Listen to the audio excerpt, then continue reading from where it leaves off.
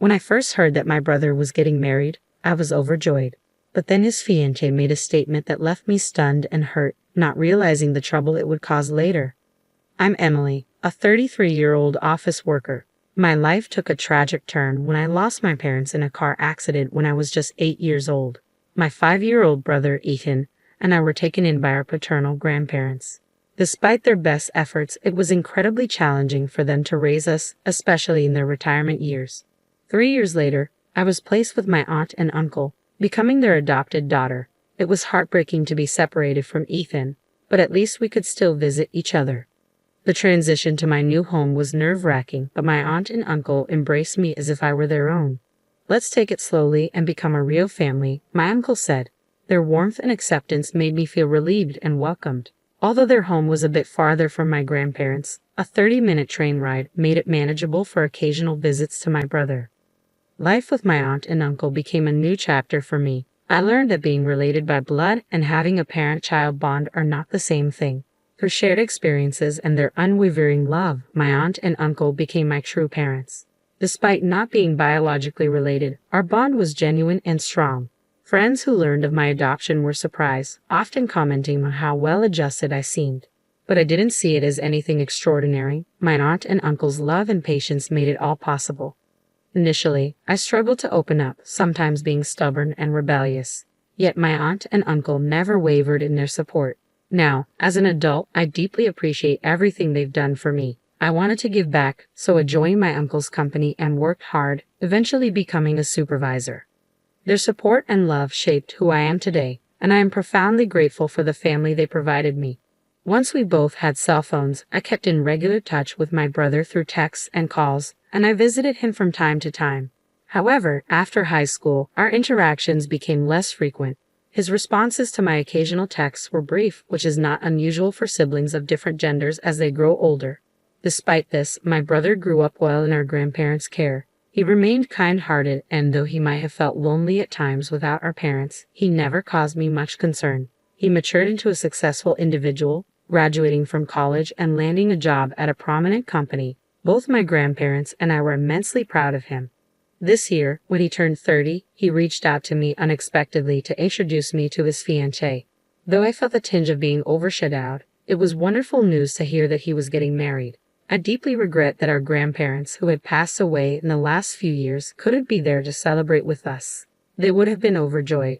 A few days later, my brother brought his fiancée to meet us at the house where my aunt, uncle, and I live. "Let me introduce you to Samantha, my fiancée," he said. Considering the journey we both had from losing our parents at a young age to reaching this milestone, it was a deeply emotional moment for me.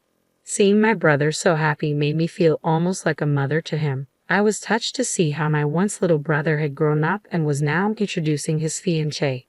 "I'm Emily, his sister. Thank you for coming today," I said, smiling at Samantha. "Ethan, it's so wonderful to see you after so long.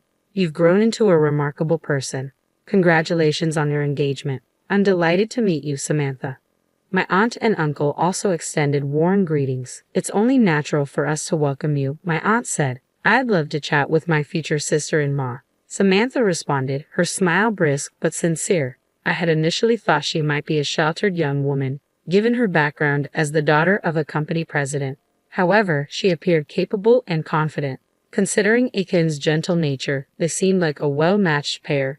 During our introductions and while enjoying some cake, Samantha asked a series of questions to get to know me better, including whether I was single and if I had any plans for marriage. She also inquired about my life as the adopted child in the family. When she asked to exchange contact information before leaving, I was happy to agree. She reached out to me to meet at a cafe, which gave me a fluttery feeling of gaining a sister. However, my cheerful mood was quickly overshadowed once we settled down with our coffee. "I wanted to speak with you alone today," Ethan's fiancée began. "Since it's just us women here, if you have any complaints or concerns about my brother, I'm all ears." I was caught off guard by her directness. That's not exactly what I wanted to discuss," I replied, sensing an odd tension in the air. Her gaze was intense, and she seemed to be scrutinizing me closely. "I have a favor to ask before we get married," she said. Her use of the word favor made me uneasy. "Yes, what is it?" I inquired, trying to stay calm. So you're the adopted child of that couple and still single, right? She asked abruptly. Yes, that's right, I answered, a bit taken aback by her sudden questioning. Ethan is practically a stranger to you now, isn't he? Please don't involve yourself with us after we get married, she said, making my heart skip a beat. What? I stammered in surprise. We won't be inviting you to the wedding since you're considered a stranger. Wait, hold on, I said, trying to process her words. I may not be closely related by blood, but Ethan and I are siblings. I have no intention of interfering in your married life. I just want to attend and celebrate your wedding. I've heard that every family has its share of issues, but I assure you, I mean no trouble. Despite my reassurance, she shook her head, her expression unyielding. Please don't misunderstand. I'm saying that, even though you are family, you're still considered a stranger to us. I was left feeling confused and hurt by her harsh words. I struggled to grasp what she was saying and tilted my head in confusion. Ethan and you have been estranged for a long time, she said firmly. You're still single and living with those elderly folks, not even on your own. Being an adopted child and unmarried, it could be troubling if you were to rely on us in the future. Her cold demeanor, especially as the sister of my future brother-in-law, took me aback. She continued without a trace of empathy. It's out of the question for you to rely on us after they pass away. Wait a minute, I protested. They're still healthy. Please don't say things like that. Besides, I have my own job and income. Yes, for now, she interrupted with a sharp glance. If you were unemployed, I wouldn't have even bothered to greet you. Her harsh words stung. Anyway, we won't be inviting you to the wedding, and you don't need to invite us to any of your family events. Don't expect any support or care from us just because you're single. Her dismissive attitude was bewildering. Sure, I'm single, but I have a job and savings. The way she viewed me as a potential burden made me feel dizzy. I understand you have concerns, but not informing me about family events seems excessive. I don't think Ethan would agree with this approach. Just because we've seen less of each other recently doesn't mean our family bond is broken. She responded coolly, minimal involvement is inevitable, but please gradually distance yourself. This is for the sake of our happy marriage. If you refuse, it might complicate things. Her ultimatum felt more like a demand than a request. Ethan's proud smile from the other day flashed through my mind. This condition was unreasonable, but I didn't want to interfere with my brother's marriage. I was faced with her irrational demands and didn't know how to respond. That night, I was left speechless. When I shared the events of the day with my aunt and uncle, they were equally incredulous. Did she really say that? My aunt asked, clearly taken aback. She seemed so pleasant when we talked before. I was shocked too, I admitted. I thought she just didn't want a sister-in-law meddling, but it turns out it's more than that. She insisted we're strangers and wouldn't hear otherwise. What will you do? My uncle asked, concerned. I don't want to ruin Ethan's wedding, I said. I'm unhappy about it, but I'll skip the wedding. Once things settle, I'll meet with Ethan alone to celebrate. I understand, my uncle said. But if Emily is treated like that, we have no desire to attend either. Yes, my aunt agreed. It seems the problem is on that young lady's side, doesn't it? I looked puzzled, but my uncle gave a slight smile and nodded in agreement. The wedding day arrived with clear, blue skies. I should have been there to witness my brother's special day up close, but it couldn't be helped. Then my cell phone rang. The screen displayed Samantha's name. I had saved her number thinking she'd become my sister-in-law, but now she felt more like a stranger. I felt no obligation to answer, so I let it ring. The phone stopped briefly, only to ring again. Ignoring it led to even more calls. I muttered in frustration, wondering how the bride could have time to call me on her wedding day. My aunt and uncle, recognizing the name on the screen, chuckled sympathetically. I switched my phone to silent mode, but it continued to vibrate incessantly. I wondered what kind of face Samantha, who had so bluntly called me a stranger, was making now. Eventually, the calls stopped, but my phone's call history was filled with her name. I couldn't help but think of her as a stalker, which made me chuckle despite the situation. There were a few voicemails, but I wasn't in the mood to listen to them. That afternoon, as my aunt, uncle, and I enjoyed our favorite donuts, the intercom rang insistently. When I went to the door, Samantha, Ethan's fiancée, burst in furiously. Hey, why weren't you answering your phone? Do you have any idea how many times I called? Aren't you supposed to be getting married today? What are you doing at a stranger's house? It's your fault the wedding's a disaster. I remained calm and smiled. I haven't done anything wrong. I simply didn't attend the wedding as you requested. Samantha's anger seemed to intensify. That's right, you didn't come because I told you you're considered a stranger. Why would I answer a stranger's call? Why are you here? I asked, puzzled.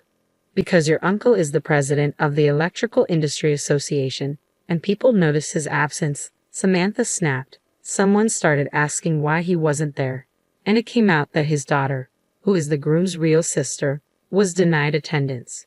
Just then, Ethan arrived, looking concerned. Sorry, Emily. I thought Samantha left without hearing me out. I didn't know it had escalated this much. I heard from Samantha that you wouldn't attend because you were meeting your boyfriend's parents and couldn't tell me. I thought that was understandable, Ethan explained. Quite a convincing lie to cover up not attending my brother's wedding, I said, unimpressed.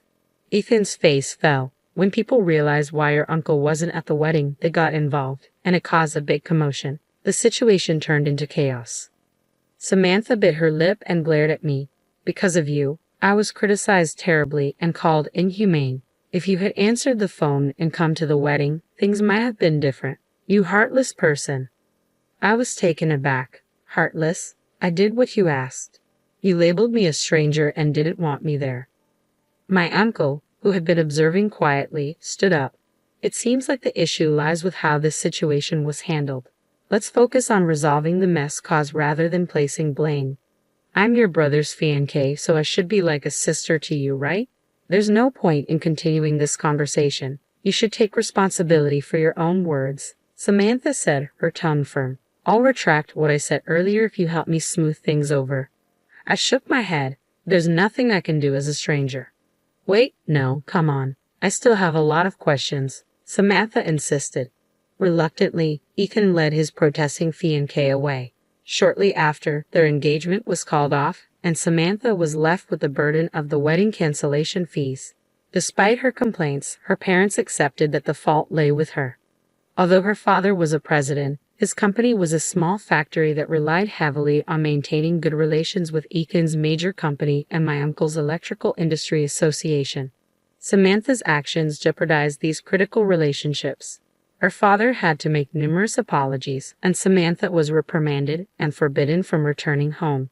She attempted to stay with friends, but following the wedding fiasco, they distanced themselves, leaving her without support. Ethan, reflecting on his choices, came to apologize. I only liked her because she worked for a major company and didn't have any family to trouble her. I hate that I couldn't see through her. We all tried to comfort Ethan. It's a good thing you weren't married to her yet. She put on a facade, and it's not your fault for being deceived by someone who hid her true self. You're too kind, Ethan. It's a shame about her, but you'll find someone who truly cares for you. I hope so, Ethan said, taking the donuts we offered. Here, have some of your favorite donuts. Let's enjoy some coffee. This incident unexpectedly brought me closer to Ethan, with whom I had lost touch as adults. The initial news of his engagement had been the catalyst for our reunion. In a way, I found myself grateful for that, despite everything.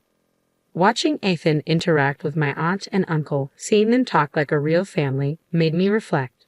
We often take those closest to us for granted and forget to show them we care. I resolved to cherish my loved ones more. How are your loved ones doing?